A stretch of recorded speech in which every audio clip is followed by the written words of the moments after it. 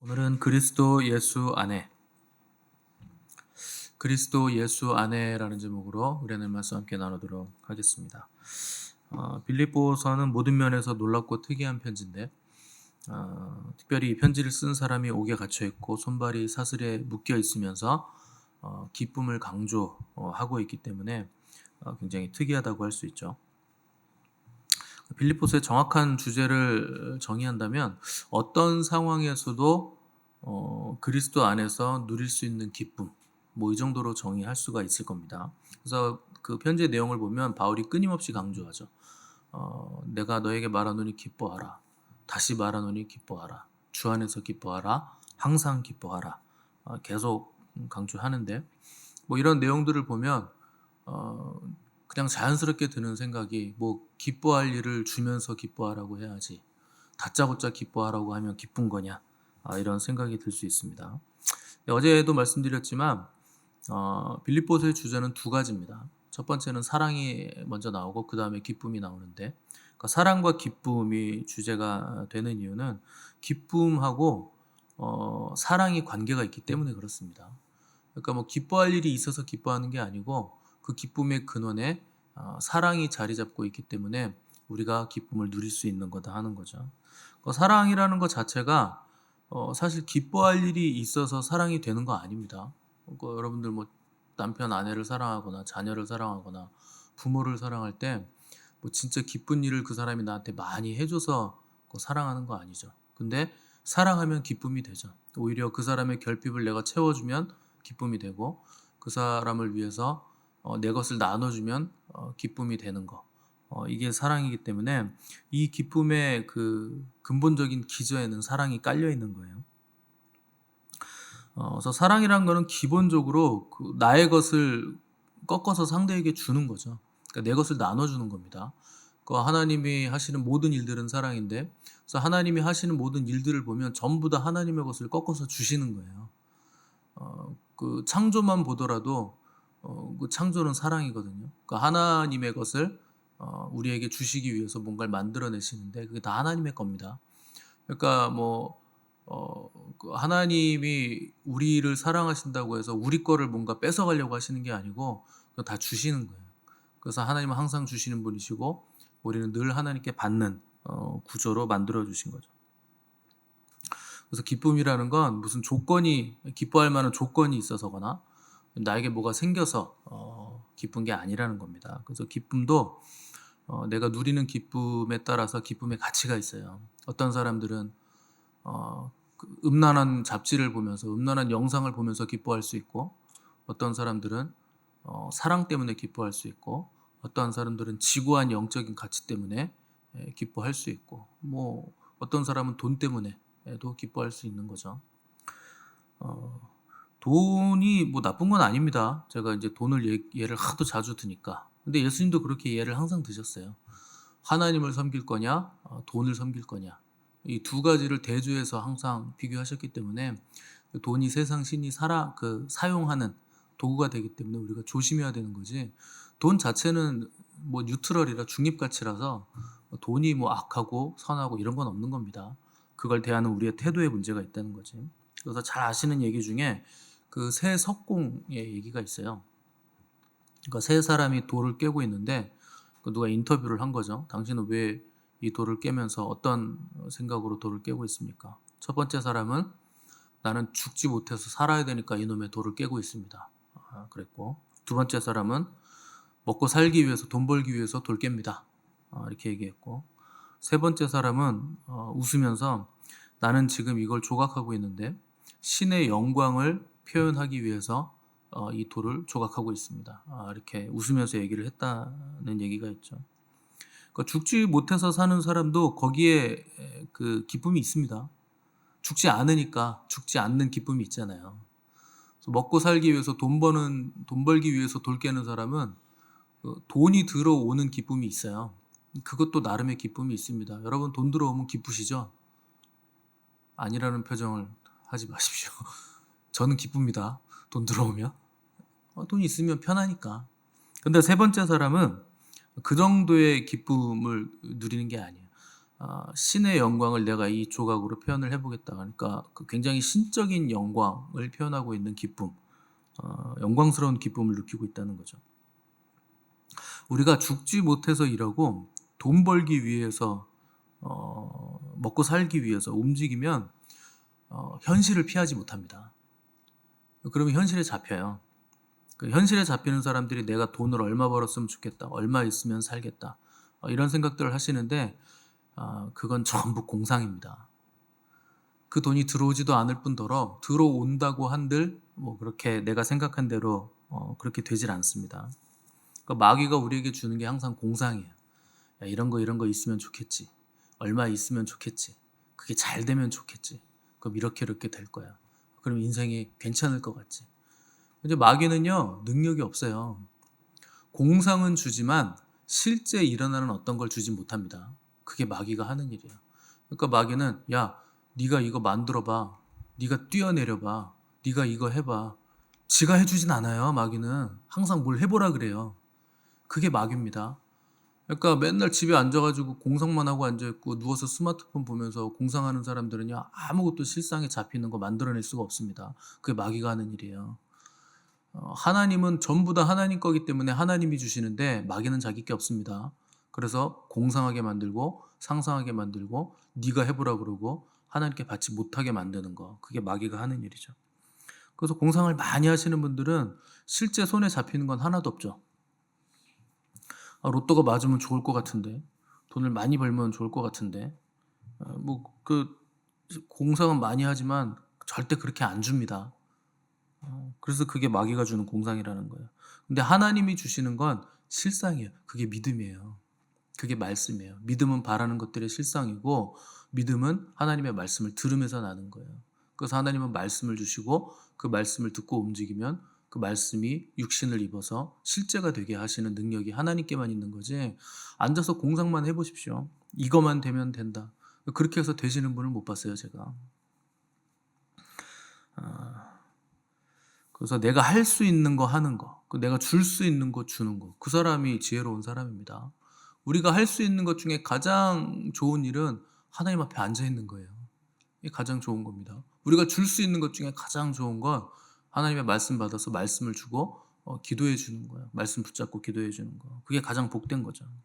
그래서 사업을 하든 목회를 하든 그 공상으로 하면 망합니다. 그 사업을 하시는 분들도 돈으로 사업을 하시려고 하시는 분들이 있어요. 무슨 사업을 돈으로 합니까? 사업은 신용으로 하는 건데. 그러니까 사업이 도대체 뭔지 모르고 사업을 하면 맨날 헛물만 캐는 거죠. 저는 사업을 10년 동안 해봤기 때문에 이런 말 할 자격이 있습니다. 해봤어요, 저는. 오너를 10년 동안 해봤어요. 매일매일 돈 걱정하잖아요, 사업하면. 돈 준다는 사람은요, 눈 씻고 찾아봐도 없는데 달라는 사람은 엄청 많아요. 왜 돈 안 주냐고. 사업은 그런 겁니다. 돈이 들어오면 몽창 들어오는데 없을 때는요, 1,000원짜리 한 장도 아쉬운 게 사업이에요. 근데 돈에 붙잡히면 사업 못 합니다. 목회도 그 돈으로 하시는 분들이 있어요. 돈으로 목회하려고 이렇게 막 부동산 좋은 자리에 교회 갔다가 3년 만에 막 옮기고, 성도들이 또 우르르 또 이사 다녀야 돼요. 그러면 그렇게 해가지고 막 몇십억 몇백억 막 시세 차익을 보시는 분들이 있습니다. 뭐 그것도 능력이라면 능력이죠. 예전에는요, 목사님들이 목회를 돈으로 해가지고 무슨 짓을 했느냐, 집 담보 잡혀가지고 대출받고, 그럼 사모님은 죽는 거예요. 그냥 사모님 허락도 안 받고 그냥 집 담보 잡아서 대출 받아가지고 교회 짓고, 집 팔아가지고 교회 짓고, 그렇게 목회했습니다. 그게 여러분 믿음 좋은 거 같죠? 아니에요. 그거는요, 목회를 돈으로 하는 거예요. 돈이 없어서 목회를 못한다고 생각한 거예요. 그게 있어야 된다고 생각한 겁니다. 하나님이 돈을 안 주시는 분이 아니에요. 필요에 따라 다 주세요. 근데 그거를 내가 욕심을 부려서 내 집 팔아서 그걸 그냥 빨리 충당하고 싶어서 그렇게 한 거죠. 물론 그렇게 해도 그때는 하나님이 복을 주셨죠. 근데 돈의 가치는 다 허상이에요. 여러분, 그거 뭐 여러분 통장에 찍히는 거 그거 뭐 실상이 있습니까? 숫자 동그라미만 찍히고 그냥 스쳐 나가기만 하죠. 잠깐 왔다 나가잖아요, 다. 그냥 다 숫자 노름입니다. 내 손에 잡히는 건 하나도 없는 거예요. 여러분 은행에서 뭐 수많은 사람들에게 돈이 얼마 있다고 통장에 찍어주지만 실상 은행의 지급 준비금이라는 게요 10분의 1밖에 안 돼요. 전체 은행 고객이 1,000억을 가지고 있으면요 은행에는 100억만 있는 거예요. 나머지 돈은 없는 거예요. 그냥 화공에 공중에 떠다니는 돈입니다. 실상이 없어요.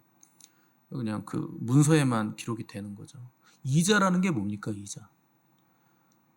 돈을 1,000만 원 찍어서 1,000만 원 빌려줬는데 1,300만 원이 됐네요. 어느 날. 그 이자가 붙은 거. 근데 300만 원은 없는 돈입니다. 찍어낸 건 1,000만 원밖에 없으니까. 그게 전부 다 공상이에요. 없는 걸 만들어내서 사람을 거기에 족쇄 채우는 겁니다. 그러니까 여러분 돈에 잡혀서 목회하거나 돈에 잡혀서 사업하거나 돈에 잡혀서 인생을 살려 그러면 그 사람은 그냥 계속 공상에 잡히는 거예요.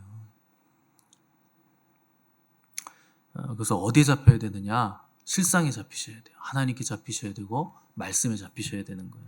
그래야 나도 변화되고 상대도 변화가 되는 거죠. 세상에 불화와 싸움이 만연한 이유는 내가 변화되지 못했기 때문입니다. 내가 나하고 싸우는 거예요. 그러니까 다른 사람하고도 싸우는 거죠. 타인과의 갈등이라는 건 이유 없는 갈등이 없어요. 자기 내면의 갈등이에요. 내가 변화되지 못했기 때문에 내 내면의 갈등이 있기 때문에 남들과 불화하는 거예요. 그러니까 내 자신과 불화하니까 남들과도 불화하게 되는 거지 뭐 다른 이유가 없습니다. 남들에게서 이유 찾을 필요 없는 거예요. 내가 변화되지 않았다는 거예요. 그래서 내 삶의 조화가 없고 불안하고 긴장되면 쉽게 화를 내고 분노를 표출하고 다른 사람하고도 계속 긴장한 갈등 관계에서 사는 거죠. 그러니까 우리 삶의 기쁨을 다 잃어버리는 겁니다. 하나님은 우리에게 우리 마음에 기쁨을 주셨는데 우린 그걸 다 잃어버린 거예요. 왜냐하면 내가 하나님과의 올바른 관계 안에 들어가 있지 않기 때문에. 그래서 전도라는 것도 내가 하나님과의 올바른 관계 안에 있는 사람들이 하는 겁니다. 그런 사람들이 전도를 잘해요. 기본적으로 사람들은요 남의 말 잘 안 들어요. 뭐 여러분도 남의 말 잘 안 들으시잖아요. 그 목사 좀 돼야 뭐 그 말 좀 들을까. 그 성도들이 뭐라 하면 너는 그렇게 하세요. 나는 이렇게 살 테니까 그냥 이러고 맙니다. 남의 말 잘 안 듣습니다. 뭐 세상 사람들이 당연히 그런 거죠. 그래서 전도가 어려운 거예요. 남의 말 잘 안 들으니까. 근데 놀라운 전도가 있어요. 여러분이 예수님 때문에 기뻐하시잖아요. 그럼 그 전도가 됩니다. 저 사람은 도대체 왜 저렇게 살지? 왜 기쁘지? 그걸 사람들이 궁금해해요. 그래서 전도가 되는 거예요. 저도 청년 때 하나님 만나고서 얘가 맨날 실실거리고 다니고 뭐 어디 가면 간증하고 이러니까 만나면 간증하니까 어떻게 하면 저렇게 살 수 있지? 어떻게 하면 저 하나님을 만나지? 사람들이 궁금해해요. 생각보다 사람들이 영적인 거에 관심이 많고 세상이 어두워질수록 더 관심이 많습니다. 그래서 그리스도인의 기쁨이란 건 가장 강력한 전도의 도구가 되는 거죠. 여러분 기쁨을 회복하셔야 돼요. 근데 슬플 일이 뭐가 있습니까? 저는 이해가 안 돼요. 왜 슬프게 사나요? 전부 다 너무 감사하고 기쁜 일인데. 저는 운전하다가도 깜짝깜짝 놀랍니다. 와, 나 좋은 차 타고 다녀. 이거 새 차야. 너무 감사하죠. 저 사모님한테 제가 가끔 얘기합니다. 와, 차 타고 다니는 거 너무 감사한 거야. 오늘 영하 10도인데 차 타고 왔어요, 제가. 얼마나 감사합니까? 추운 줄도 모르고 왔어요. 너무 감사한 거예요. 그 맛있는 것도 먹으러 다니는 것도요, 너무 감사한 거예요. 그 맛이 없어서 문제지, 여러분. 맛있는 거 못 먹어서 문제가 아니잖아요. 엠만이 맛있는 건 다 먹어봐가지고 이제 뭘 먹어도 아는 맛이네, 뭐. 이게 문제지, 여러분. 전부 다 감사할 일투성입니다. 근데 왜 뭐가 슬프고 뭐가 안타깝습니까? 그 내일 일은 남 몰라요라는 찬양이 있잖아요. 내일 일은 남 몰라요. 하루하루 살아요. 뭐 내일 일 몰라서 죽자는 겁니까? 오늘 하루 감사하게 기쁘게 살라는 거잖아요. 하루하루 삽시다. 오늘 너무 감사한 거라는 거예요. 오늘 우리가 살 수 있음이. 초대교회 성도들은 환난과 핍박 가운데서도 고대 세계를 정복했습니다. 뭘로 정복한 줄 아세요? 그리스도인답게 사는 삶. 그 삶의 모습으로 정복한 거예요. 뭐 무력으로 정복한 게 아니고. 그러니까 그 사람들은 도대체 저 사람들은 환난을 저렇게 당하고 핍박을 당하고 순교하는데 뭐가 저렇게 기쁜가? 이방인들이 그게 궁금한 거예요. 저 사람들은 도대체 뭘 가지고 있는 것인가? 그게 사람들에게 매력적으로 다가왔다는 거예요. 그래서 사람들이 네가 믿는 그 신 나도 좀 믿어보자. 이렇게 해서 전부 다 그리스도인이 된 거죠. 그러니까 빌립보서의 놀라움은 여기에 있는 겁니다. 어떤 상황과 환경 안에서도 기뻐할 수 있는 삶. 이게 이 편지의 주제죠.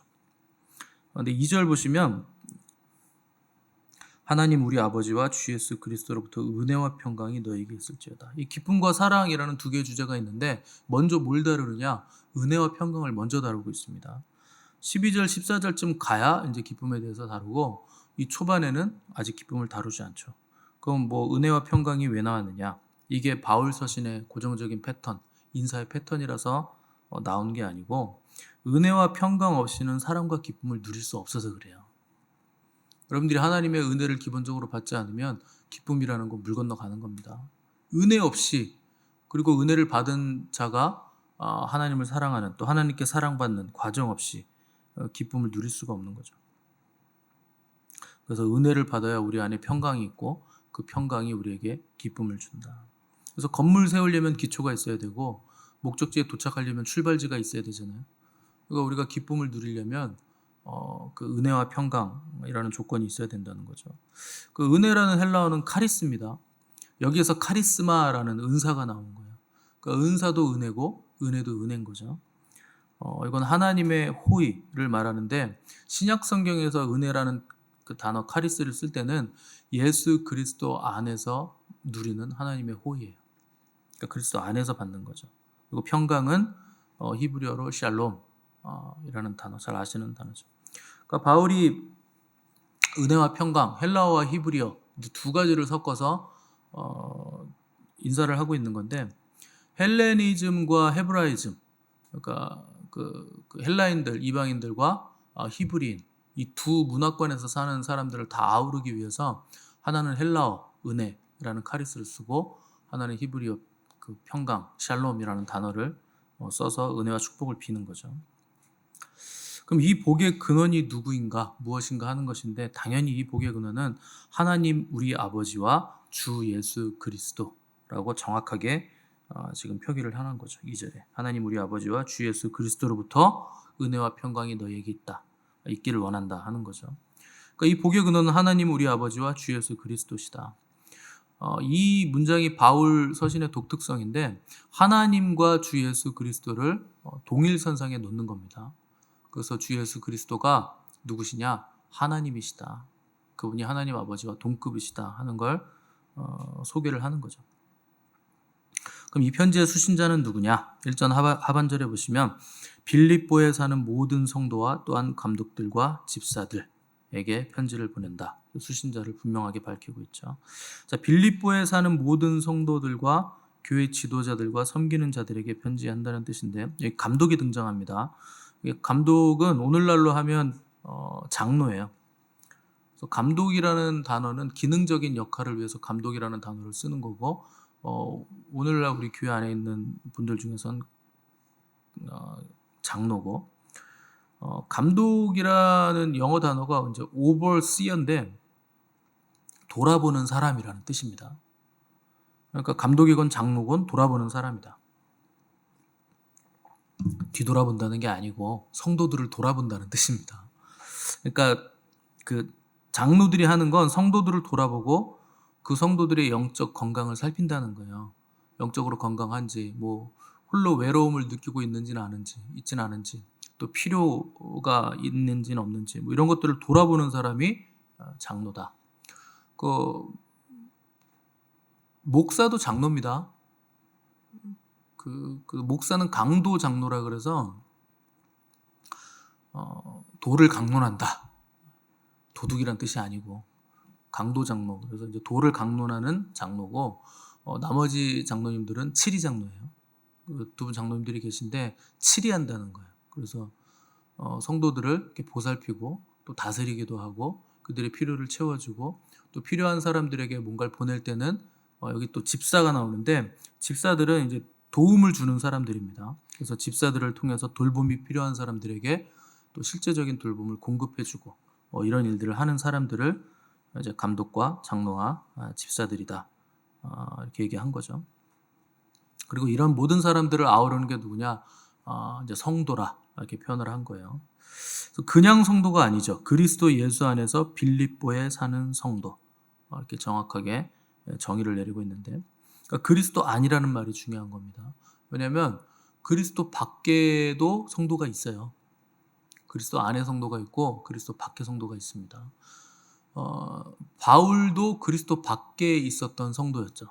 그 다메섹에서 예수 그리스도를 만나기 전에는 바울도 하나님을 잘 섬기는 성도였는데 유대교의 성도였습니다.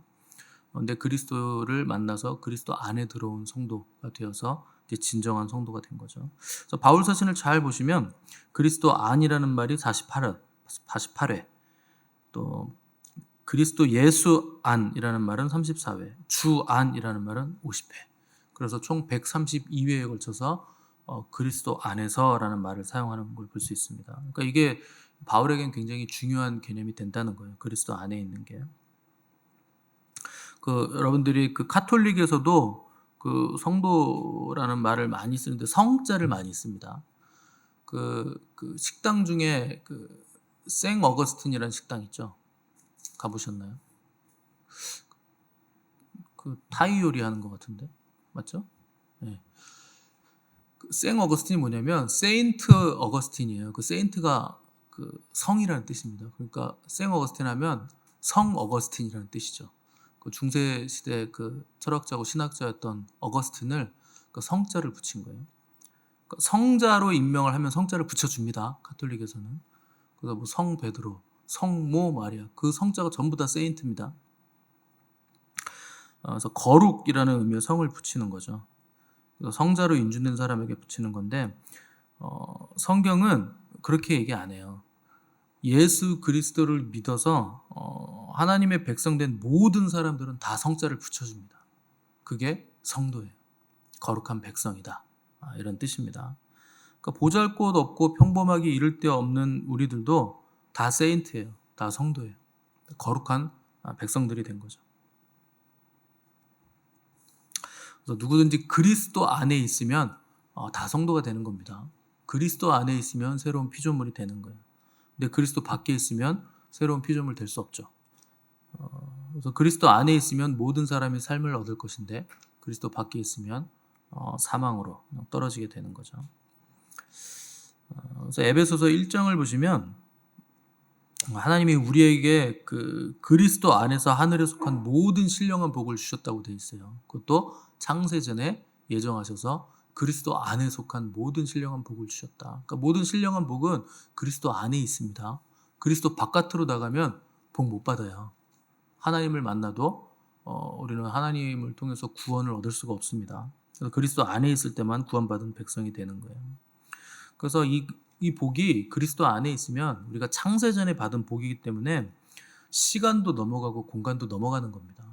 다 극복되는 거예요. 그러니까 그리스도 안에 있으면 시간을 벗어나서 영원을 살게 되는 거죠. 왜냐하면 우리가 받은 복 자체가 영원 전부터 예비된 복이기 때문에 그 시간성을 벗어나는 거예요. 그러니까 여러분 시간을 벗어난다는 건 조바심 낼 필요가 없다는 겁니다. 안달복달할 필요도 없고 조바심 낼 필요도 없고 이게 언제 되나 왜 안 되나 이렇게 할 필요가 없다는 거예요. 시간에 잡힌 걸 세상이라 그럽니다. 근데 우리는 그걸 극복한 거예요. 세상에 잡히지도 않고 시간에도 잡힐 필요가 없다. 그러니까 여러분 시간에 잡히면 세상에 끌려갑니다. 그러니까 뭐가 잘 안 돼요. 만족이 없고 채울 방법이 없어요. 그 시간에 잡힌 세상은 항상 모자라요. 기쁨을 느끼려면 슬픔이 전제가 돼야 됩니다. 이게 세상이에요. 슬픔이 없는데 기쁨을 어떻게 압니까? 슬프니까 기쁨을 아는 거죠. 그러니까 배부름을 느끼려면 배고픔이 전제가 돼야 돼요. 이게 세상이에요. 이럴 때가 있으면 저럴 때가 있다. 또 결핍이 있으니까 또 만족이 있고 채움이 있다. 이게 세상의 원리죠. 그러니까 세상은요. 채워도 또 결핍이 와요. 배불러도 또 배고픔이 와요. 기뻐도 또 슬픔이 와요. 그러니까 만족이 없어요. 다시 사라지기 때문에. 그러니까 늘 분주하고 바쁘죠. 그 시간을 못 벗어나는 거예요. 그래서 요새 사람들은요, 바쁜 게 무슨 대단한 덕목인 줄 압니다. 그래서 요새 너무 바빠요 그러면 축하해 막 그래요. 바쁜 게 좋은 거예요. 이렇게 일 없는 시대에. 뭐 일견 맞는 얘기지만 하나님 앞에 앉아 있는 시간이 없을 정도로 바쁜 건 그건 저주예요. 좋은 거 아닙니다. 그래서 무조건 바쁘기만 한 건 좋은 게 될 수 없죠. 그 나이가 많으신 분들도 나는 이제 나이가 많아서 뭘 못해. 그 시간에 잡혔다는 뜻이에요. 그 자의식이에요. 나이가 많아서 못하는 게 어디 있습니까? 나이가 많을수록 더 기도할 수 있고 더 능력 있는 기도를 해서 중보할 수 있고 얼마든지 좋은 걸 줄 수 있는데 왜 못한다 그럽니까? 그래서 하나님이 우리에게 주신 능력 중에서 가장 큰 능력이 시간을 벗어나는 능력입니다. 영원 전부터 우리에게 예정하신 복을 주셨고 이 복은 영원히 가는 거기 때문에 우리는 시간을 벗어나는 능력을 받는 거예요. 그래서 주님 안에 거하는 자들이 복되다는 거예요. 시간에 잡히지도 않고 세상에도 잡히지 않기 때문에. 그 사람은요 자기 수준에서 다 봅니다. 뭐든지 자기 수준에서 생각하고 자기 수준에서 들리고 자기 수준만큼만 깨달아요. 똑같이 여러분 지금 말씀을 들어도요 다 사람마다 깨닫는 게 다릅니다. 그러니까 자기가 집 안에만 있으면 보이는 건 집 안만 보이는 거예요. 물속에 들어가 보세요. 보이는 거 물속만 보이지. 물 밖이 보입니까? 안 보여요. 그러니까 여러분 어디 들어가 있어야 되느냐? 말씀 안에 들어가셔야 되고 주님 안에 들어가셔야 되는 거예요. 그래야 모든 걸 다 극복하고 영혼을 바라볼 수 있게 되는 겁니다. 오늘 찬송했잖아요. 주 안의 기쁨 누림으로 마음의 풍랑이 잔잔하니 세상과 나는 간 곳 없고 구속한 주만 보이도다. 어떻게 나를 벗어나고 세상을 벗어납니까? 주님만 보이면 돼요. 주님 안에 들어가 앉아 있으면 되는 거예요. 그러면 나도 안 보이고 세상도 안 보이는 거죠. 그 사람들은 저 사람은 저렇게 신앙생활 잘 하는데 나는 왜 부족할까? 저 사람 저렇게 많이 받았는데 나는 왜 못 받을까? 늘 비교하는데 왜 못 받는 줄 아십니까? 주님 밖으로 나가서 그래요.